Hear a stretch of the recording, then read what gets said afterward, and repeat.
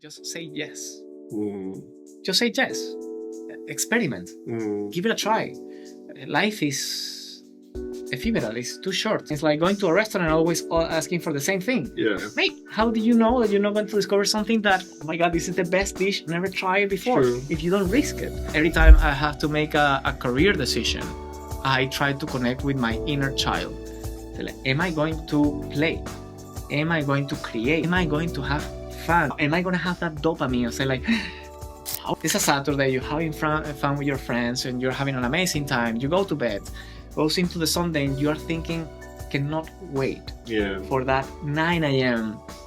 jump into the office to have that conversation about the thing that we have to fix. And as long as you have that thinking, I think you're in the right path. If I get to 80, I don't want to look back into my life and say like, wish I could do that. You know what I mean? I missed that opportunity, or I didn't say yes to that. Yeah. I think that's my philosophy. I don't want that guy to say like, you missed your shot, you missed your opportunity. Yeah, I want that guy to say like, well done, mate. I mean, you really had a good run. Hey guys, this week on Stories That Shape Us, we are joined by José. He's a software engineer with a serious love for learning, a knack for public speaking and storytelling, and a career shaped by curiosity. José takes us back to the mid-90s in Venezuela, where his first encounter with a home computer sparked a lifelong passion and curiosity. From building websites for local shops to leading global tech teams, his journey has been anything but linear. And that's what makes it so good. In this episode, we talk about mixing music with code, why play is essential at any age, and how saying yes to unexpected opportunities shaped his path from South America to Spain and now in Glasgow. If you've ever wondered how to keep your career fun, fresh, and full of growth, this episode is for you. See you there. When did technology then become a thing in your journey? So technology becomes a thing. This is the funny thing about my memory. You asked me what I had for dinner yesterday, I will not be able to tell you. my wife. No. But maybe, you know. But my wife said like, that's super funny. She asked me, oh, don't forget about getting toilet paper from the supermarket. Completely out of my memory. But I remember things in my past so vividly, like a movie. Exactly. Wow. I can tell. The smell, the sounds. And I remember it must have been 1995, 1996. My dad goes to this store. I remember the name of the store perfectly, El Faro. It's in the capital. And he was there because he wanted to get a computer. And I remember vividly, mate, I'm telling you, it was very chill because the AC was very, very heavy. And I remember the different models that they have on display. And there was one in display, a compact Acer with speakers, because at that time, multimedia was the thing, you know, the multimedia thing. And I remember very vividly my dad taking the computer home, setting it up, and launching Windows 3.1. I don't know how many times I broke that computer, mate. Many times, and my dad was pissed off every single time, because every time I had to go to the shop, it was a lot of money. So I think the first thing that I learned was how to fix it, break it, and fix it, no? But that was fascinating for me, because I remember having Encarta, for example. Oh yeah, I remember Encarta. Not even Encarta 95, no, this is the first Encarta, completely in English. How much English did I knew? Nothing. But I was just clicking and by images, just trying to figure out and play just by images and things and replaying, trying to replay. My dad and my mom both speak English, so they were helping. The thing that I remember very vividly was searching and continue with that mindset of what else can I do with the computer? What else can I, and of course, video games, it becomes something for me, Doom, for example, Duke Nukem. I recently had the opportunity to meet in person the person who developed Doom, and I said like, you have no idea how much influence and how much it means meeting you in person, because installing your game and uninstalling your game in multiple computers was one of the things that maybe put me in the career path that I am right now. But jumping through the internet, I discovered that I can learn things because people start posting how to do things, how to create websites, how to make music, how to make videos, how to make endless things of possibilities that I was able to do with just a computer. I'm not going to say that my family was struggling economically, but I had to do the most I could with the things that I had. You know what I mean? So that for me is a game changer, because the earliest version of the computer was like, okay, I can play music, but now I have something that is like Encarta, but unlimited. Not only in English, also in Spanish. And then it came the community aspect of it, no? IRC channels, where I can just chat with people who were in the same wave or in the same mentality as me of, let's try to learn what are the cool things that we can do with a computer, you know? And that is pretty much my early stages with technology. Now, when I'm in high school, one of the things that happen is that after high school, you have to do something. My mom was working up too late, and my mom is usually the person who was able to pick us up from school. So she struggled to pretty much be there on time. And I discovered that there was a cyber cafe not very far from the school that I was. So the things that I used to do was finish school, go to cyber cafe. and go to a cyber cafe.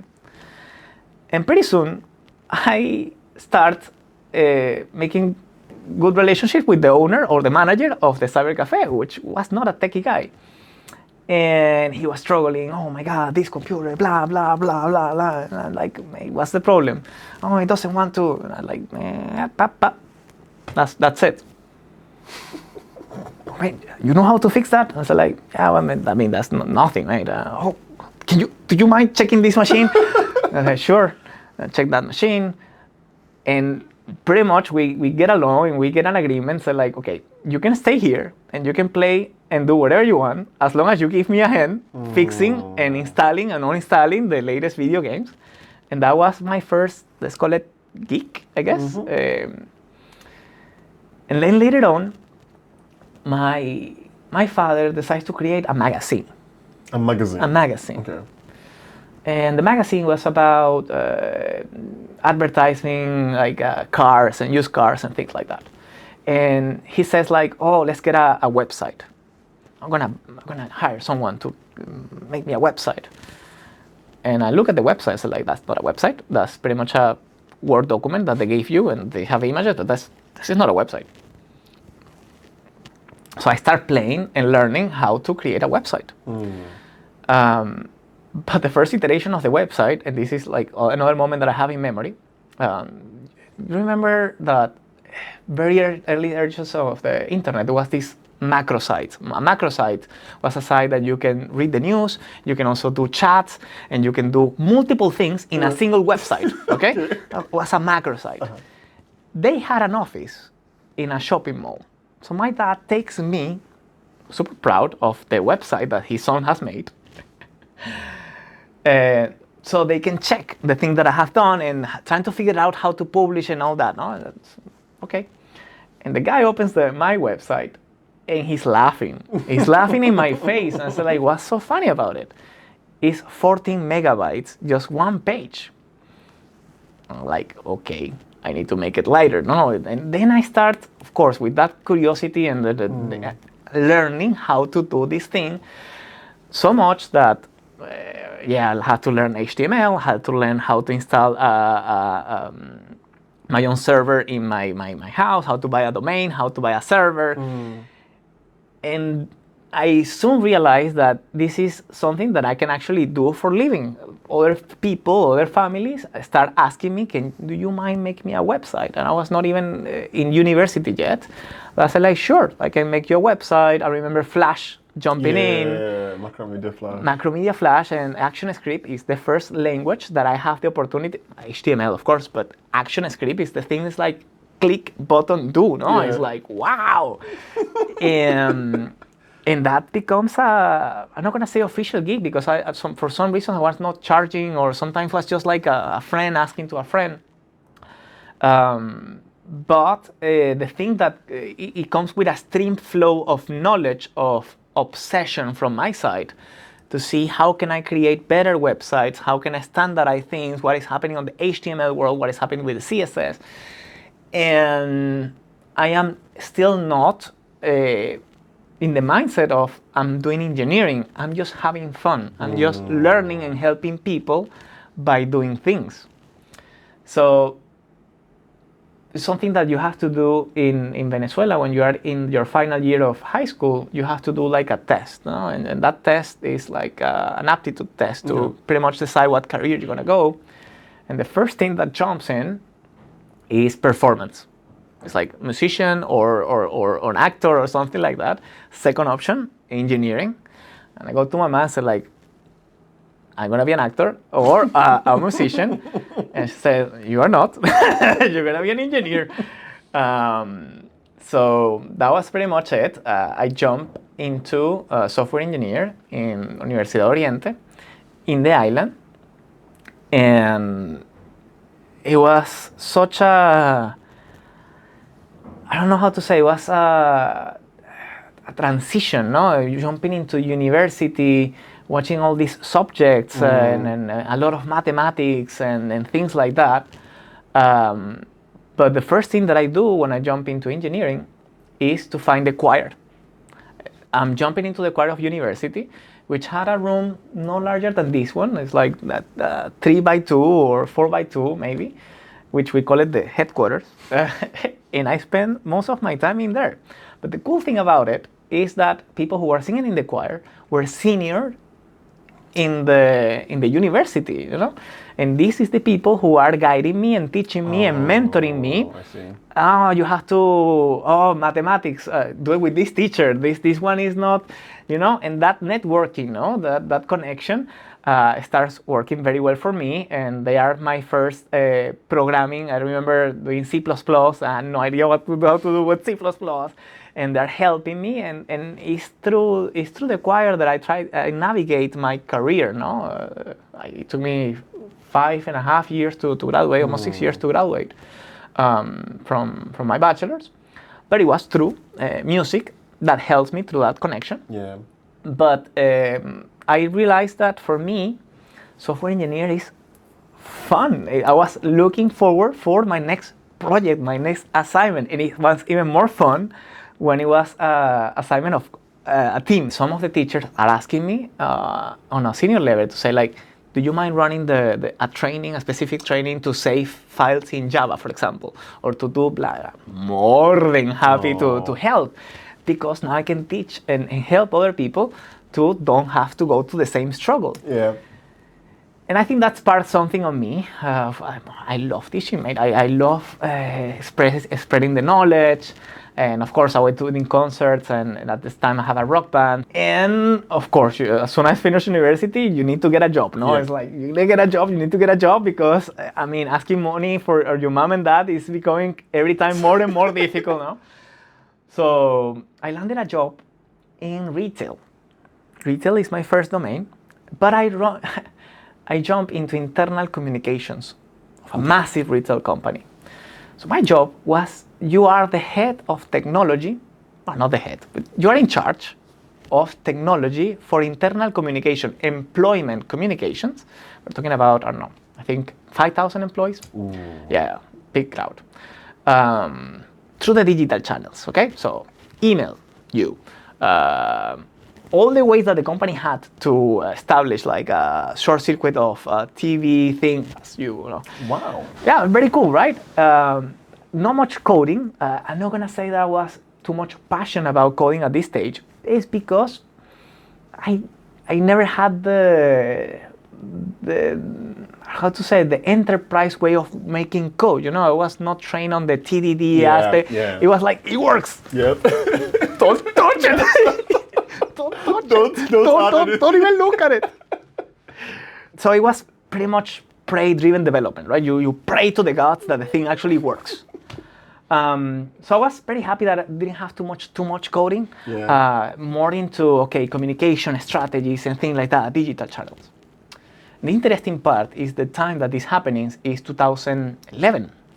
In 2011, Venezuela, for political, economical reasons, things in the supermarket are starting to disappear. Bread, for example, or milk. So people start to queuing up, like massive queues, mate, outside of the stores. And this is new. 2011, 2012, social media marketing was not even a term. No, it was not even a thing. But who was checking the Twitter and the Facebook account? You. This guy. And I'm looking that in Twitter with also I was working very close with the journalists, the people who was writing in terms of communication.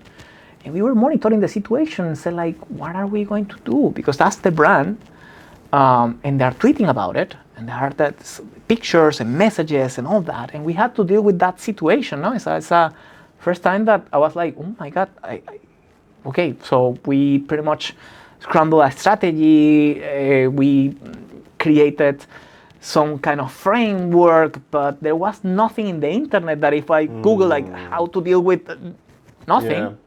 Yeah. And we managed to pretty much survive the situation, okay?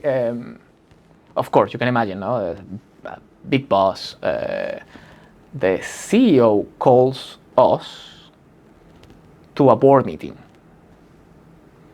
to explain the situation, to a presentation about what was happening. So I was like literally web scrapping, how many retweets, how many impressions, how many things, how many. There was no tooling. I had no tooling to actually say like, oh, give me a report about it. No. It was very manual. And putting a presentation in front of him and the entire board to explain what was happening, what was the situation. And the situation was that now people are actually talking about you. You're not talking back. Yeah. You know what I mean? Yeah. And of course, this is internal communication. This is not external communication. It just happens that the channels were being handled by us. Hello there, sorry to interrupt your video. Just wanted to say, if you haven't subscribed and you enjoy our videos, please do subscribe and hit the like button and comment as well. That would help our channel get recommended to people like you, amazing, cool superstars like you, who enjoy content like this. Anyways, back to the episode. And we do the presentation. We explain how the thing's working, how we handle it, what was the situation, what is a troll, what is a detractor, what could be a defender, brand ambassadors and things like that. Was very, very early, and he was very shocked and very surprised, but very happy about seeing that thing. I said like, okay, what do we do? What do we need? I said like, training. I mean, this is brand new, mate. And I guess fate or lucky or call it whatever you want, one of the universities in the capital was starting the first training or course on social media, the first cohort. We sent the information to him, said like, off you go.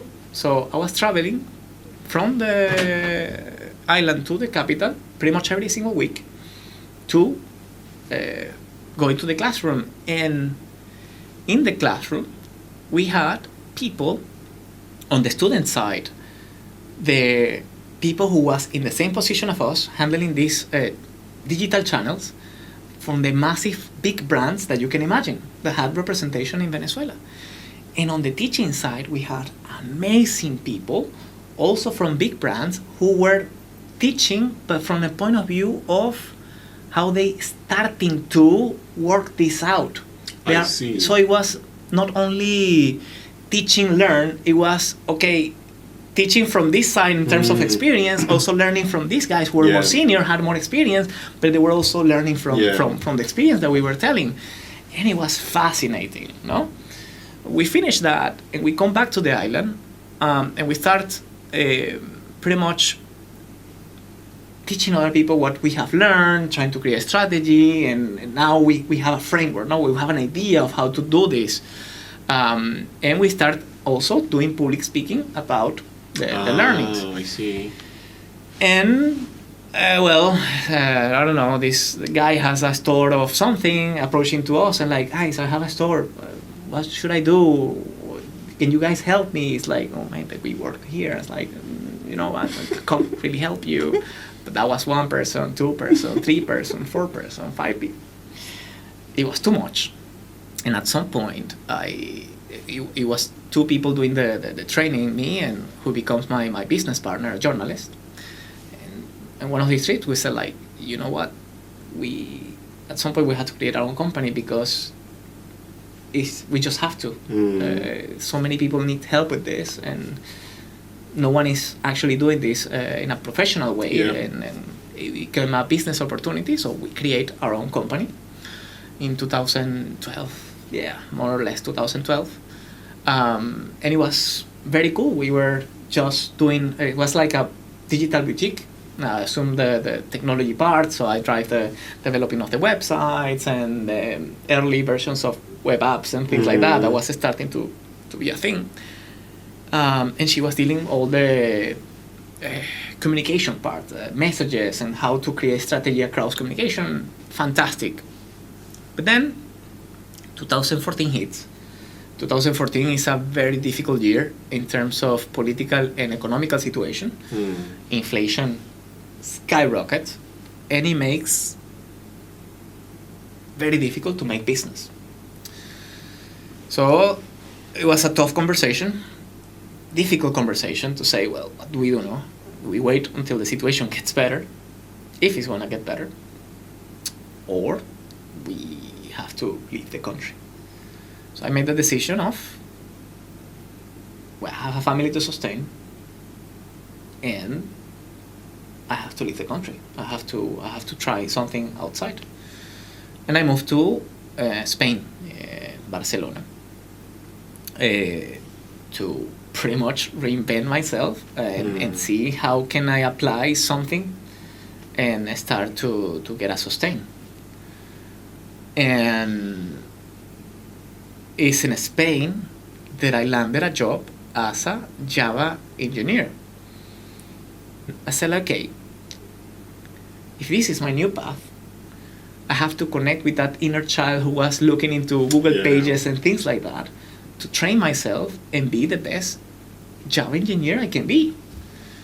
And that's where I start, let's look at the frameworks, let's start looking at test-driven development, let's start looking at other things that actually contributing to make the proper craft of software engineering. And boy, I mean, that's a next game changer, you know what I mean? And then I stumbled with some fantastic books and fantastic people around the software engineer world who were praying these things. I like, software engineer is something that you can actually control, is something that you can actually do very clean, and is something that you can actually enjoy from the beginning. And that was why eyes open experience for me. And then I got a call. Guys like, hey, we have an opportunity for you here in Glasgow. Like, where? You were in Barcelona at this point? In Madrid. I landed the position in Madrid. Okay. In Glasgow. I said, like, where? I mean, don't get me wrong. Scotland, I know where Scotland was. Whiskey, yeah. But Glasgow? Never. And then he said, I said like, oh mate, look, I really appreciate it, but I just landed this position, having fun, good group of people. I'm not very interested. So no, it's JP Morgan. Okay. now we're talking. Why didn't you mention that before? Yeah, exactly. Don't mention Glasgow. And that was in 2016. Since there, I've been working here as a lead software engineer, and the experience has been fantastic. Always connected with that energy, with the energy of, okay, how can we enjoy what we do? How can this experience be fun and make it fun? Always looking for what's the best way of doing what we do, what's the latest standards that we can do it, and what's the challenging, no? What's the next thing that we can do? No? That's been fascinating. You actually answered a few of my questions, but I've got two quick questions off the back of that. Yeah. When you were in Spain, what was your approach, and what is your approach personally for like sort of learning stuff in technology? A very good question. I am a top-down learner. Okay? So I don't know where I read that each person learns in a different way. My way of learning is I need to have a very high level picture of what you're trying to teach me first. Okay? If you go into the details right away, you lost me. There's no way that it will take me too much time to grasp that new topic or that new technology, that new language. But if you give me a very high level picture, and then once I have the high level picture, it's like a map, no? Oh, nice. Okay, cool. I can see the country level view. Then I start getting obsessed. What about this part? I see. Because it caught my attention. Okay, cool.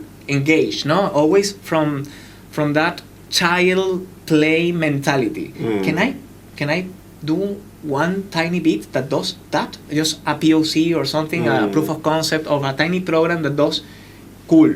Oh, fantastic. Now I want to know more. Can I do actually more with that? How far can I take it? And then I move to something else. I get bored, no? Okay, I understood it. Cool, I got bored. Then I move to something else. I don't know that part. Can I try something? Gotcha. It's always with that child mentality of, can I play with it? Once I play with it, okay, how far can I take it? And then I get bored, and then I move to something else. Gotcha. Now, in terms of what resources I use, different resources. So I'm audible person, okay? I read science fiction. I cannot stop reading, right? I go to a chapter and I get into the story so deep that I can eat a book easily in days, very easily, because it's very hard for me to stop. Just when I'm watching a series, a narrative, a story will most likely finish the series very fast because my brain is hooked into the story.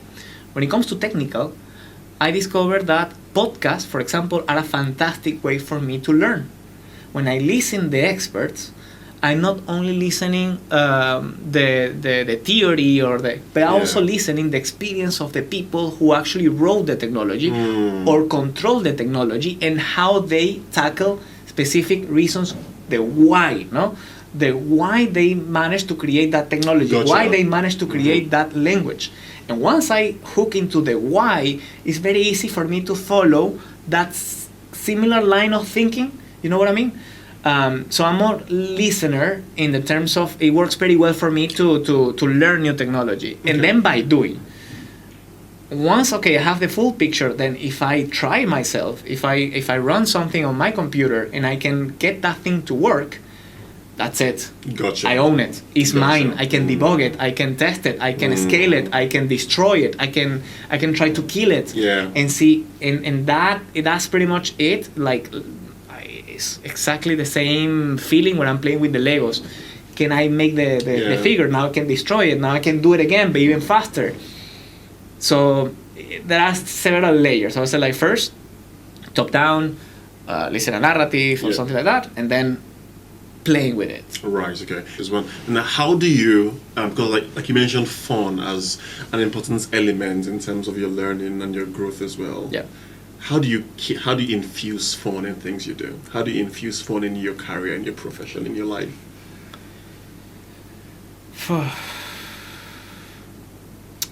Fun can come from multiple perspectives, and I think people play a massive role. I'm a social person. I love to have people in a room and get a whiteboard and start with the challenge.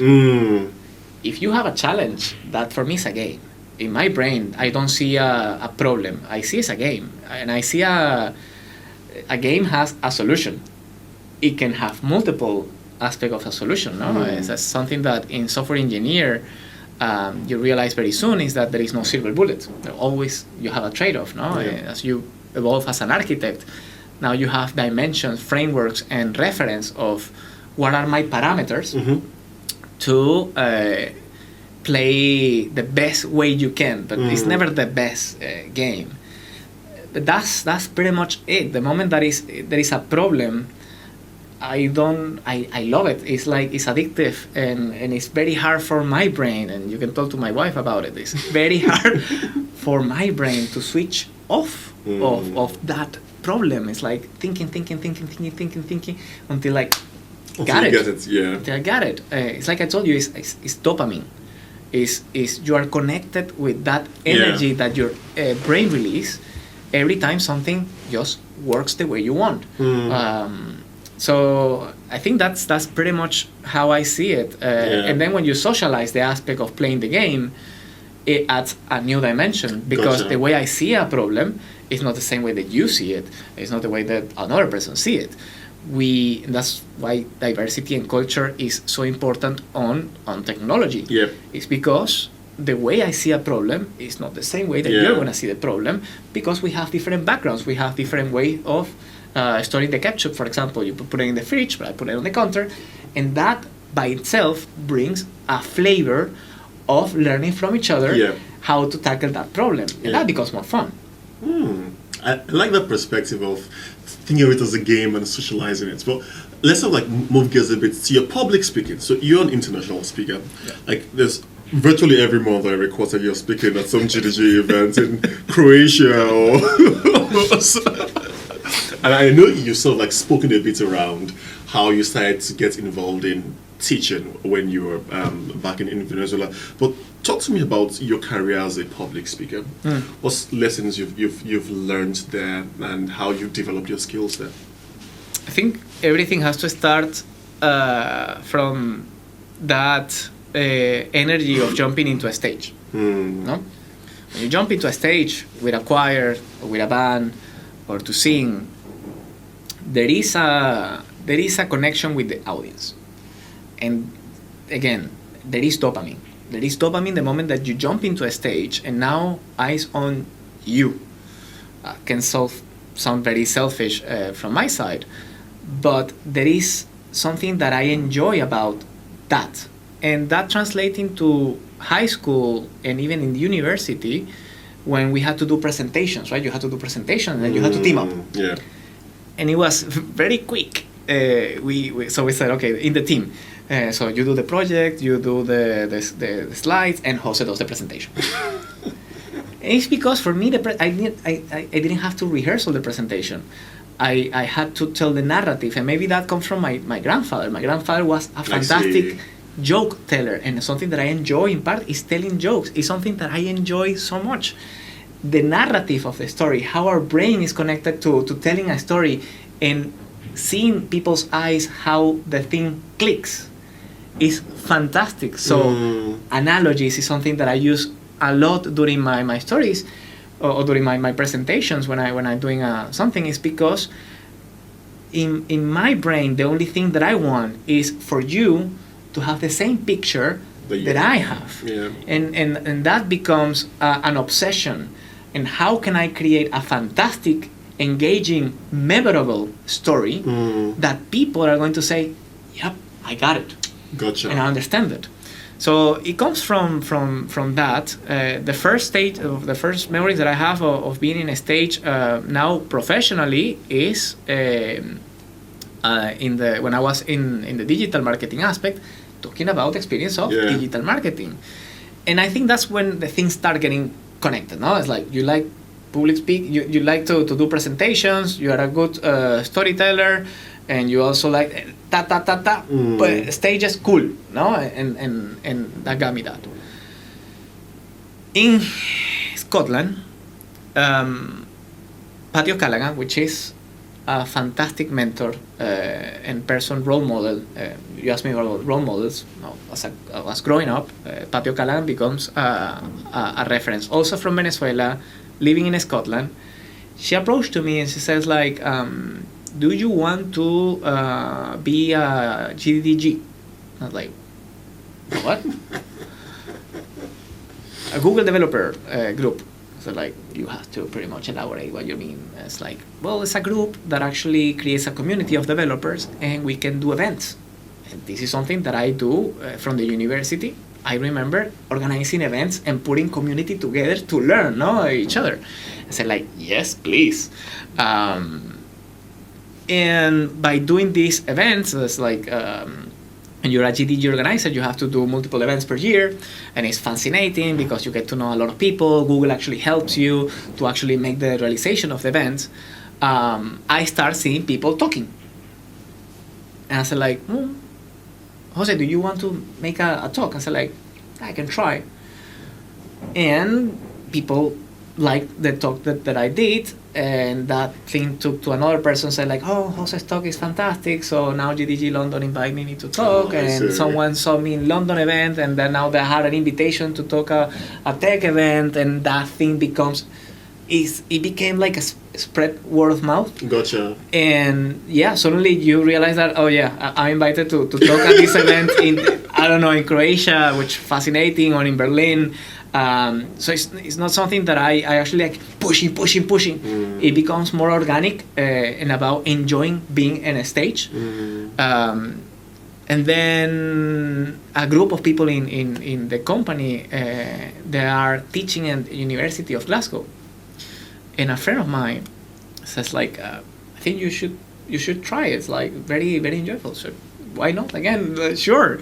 And I think that's one of the periods that I enjoy the most during the year, is from October to December. We run a program for the 4-year university students of the University of Glasgow who are coaching. They are coaching the 3rd-year students who are creating a project. So we are teaching the 4-year students how to coach a software engineer team, which is fascinating. It's fantastic. And we do it with lectures, and we do it with seminars, and it's fascinating. We try to improve ourselves every single year. We get together and say like, okay, what are the things that if you put yourself in university, for example, and you're in 4-year university, you want to know? It's like, what can prepare you to not only help the 3rd-year students, but also can give you an advantage or an inspiration to actually jump and say like, yeah, I want to have that role or that thing in software engineer. And I enjoy that a lot. It's fascinating when you talk to students and they make you questions. It's almost impossible not seeing myself in that chair. You know what I mean? And I think it's one of the most fulfilled things that I enjoy in my career. No. Also mentoring junior people who are jumping into the company or into the industry. It doesn't have to be in the company, and say like, okay, how do I navigate? How to do that? It's because, right, maybe I sorted out that path already, and it's like, hey, don't struggle too much, you know. I love that. It's part of. It has become a big part of what I enjoy doing in my day to day. Yeah. Now that you mention it, I'm actually thinking I should explore a bit of that as well. So to be honest, because like I love teaching, I enjoy teaching, but I've just not found or created opportunities or checked for opportunities that sort of were aligned with things that I enjoy doing. And listening to you speak, one of the things that I find really intriguing about your stories, you've got this skills and passions and ideas, and when an opportunity comes that aligns, you just go for it. You know, like what's the worst that could happen? I think I heard a line, I can't remember who said it, that just say yes. Just say yes. Experiment. Give it a try. Life is ephemeral. It's too short. Yeah. And if you follow your passions, and I was, like I said, being very, very lucky to connect my passions and the thing that I enjoy with my profession, you can't go wrong. You can't go wrong. It's like, people say follow your dreams. More than follow your dreams is follow the thing that you like to do, and try to connect that with other things that you like to do, and jump yourself into doing things that you have no idea how to do it, but maybe it's something that you're going to enjoy. You don't know if you never try. You know what I mean? It's like going to a restaurant and always asking for the same thing. Mate, how do you know that you're not going to discover something that, oh my God, this is the best dish, never tried it before? If you don't risk it. So I think that's another thing that I'm not gonna say. Oh, Jose is the most risky. No. I mean, look. I mean, I'm terrified of heights. Jose, let's do camping in the wild. No. It's not the kind of risk. Yeah. But if you tell me, look, there is a process or something or a new technology or something, I don't know. Why not, mate? Exactly. Give it a try. It's like. It's interesting because even just looking at your story is quite similar in a way to Ebuka, who is actually our videographer's journey, because he did civil engineering for his bachelor's, but in university he actually remember the very first days, was like maybe 12 or 13 years ago, when we both held a camera, my brother's camera. And that was, he was just totally intrigued. He was like, oh my goodness, give me more. And I remember even when we went to the same university, he would take some time out in school, even though he was studying civil engineering, pursue photography, and now he's like doing exceptionally well. You know. And it's an amazing, some Skillshare, working for Vogue Italia, Sony. So hearing your story, I was like, actually, pursuing the things that we enjoy doing, we have no idea where it could lead to. Yeah. Because now, he studied civil engineering, but photography has become both a skill and a hobby, and something that and also something he does for work. But a question for you there, I've got some more questions before we wrap up. How do you keep your hobbies fun when it turns to careers? So it's one thing to do a thing that you enjoy doing for fun. But another thing when it's now structured into a career and you've got like performance goals and you've got all these things. How do you ensure it doesn't lose that flavor of fun and joy that it used to bring you? It's a fascinating question. It's very easy. It's very easy to lose that thing, because once it becomes a profession, it means that someone is paying you for doing that. And once you are in a profession, it's very easy to lose the eyes of the ball, okay? Because now you're going to have other incentive, money, for example. Yeah, true. Right? And people are going to tell you, oof, there is this role, and it pays 3 times the salary. You know what I mean? You don't know if that thing is enjoyable, or you're going to have fun, or maybe there are things that are not going to be so much fun. But the incentive, right? I think have the eyes on the ball is, for me, important. Every time I have to make a career decision, I try to connect with my inner child. So like, am I going to play? Am I going to create? Am I going to have fun? Am I going to produce value? Am I going to innovate something that people are going to, wow, am I going to have that dopamine? I say like, now it works. As long as I have been connected with that, I realize that my hobbies and my professions are in sync. Gotcha. And yes, I have made decisions in my career where I have been disconnected, because I also want to try, right? I want to try something that is not in that path. Yeah. How do I know that, again, how do I know that I don't like it if I don't do try it? Yeah, facts.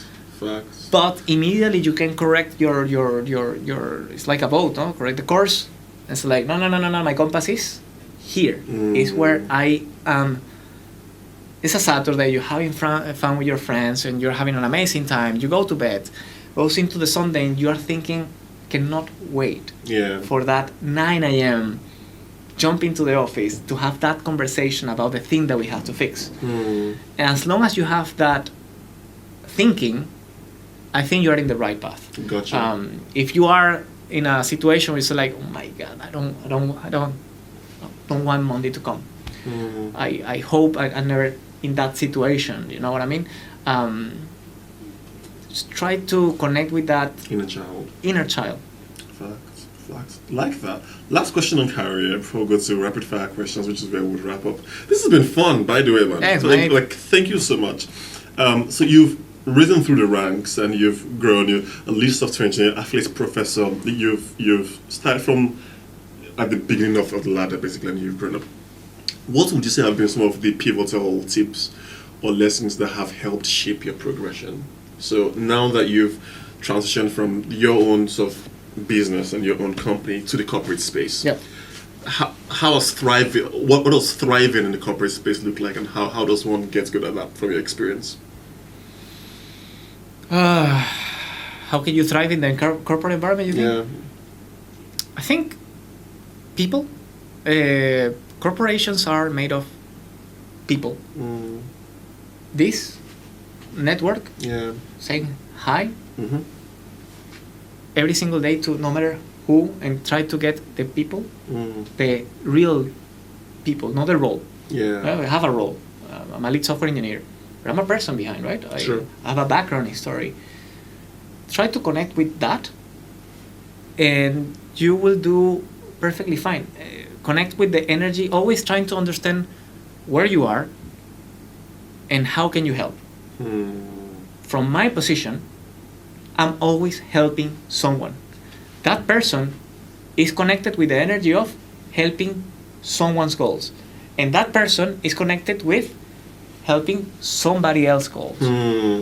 If you realize about that very early, and you have that clear conversation with your teams and with your people and your managers and your stakeholders, from my position, how can I help you?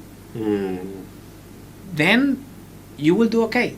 Get to know those persons, get to know the people behind the roles, to understand the dynamics and what that person is late, what that person doesn't work on Friday, trying to understand the people behind, trying to get to know them, and then you will do okay. You will do okay. People, yeah. Network. I like that. Rapid fire. Are you ready? Fire. Rapid fire. A couple of questions. You have a couple of seconds to just say the first answer that comes. Oh my God. Okay. That comes to you. Let me try. Glasgow or Edinburgh? Glasgow. Tea or coffee? Coffee. If your life was a book, what would its title be?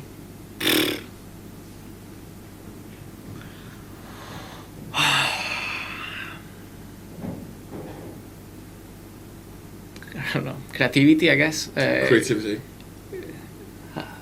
Take your time. Have fun and create, I guess. Life around creativity and having fun, that's pretty much... I don't know, but that's a very good question. TBD. That could also be a title. TBD. I think it will be a very dense book. So many facets, so many layers. Good question. Okay. TBD. TBD. Like, TBD. Oh, to be defined, yeah. Okay, but in the meantime, we still have life around creativity or something. Yeah, something around creativity. This is in progress. It's in progress. What's the favorite compliment someone has given you? What's your favorite compliment someone has given you? The finest compliment that someone has given me. Yeah. Wow. Someone recently said that I was a role model for a team that's just transition. And I think you don't hear that very much. It's not like you wake up and you're a role model. When someone acknowledged that person that said that, means a lot to me. Big person in the industry.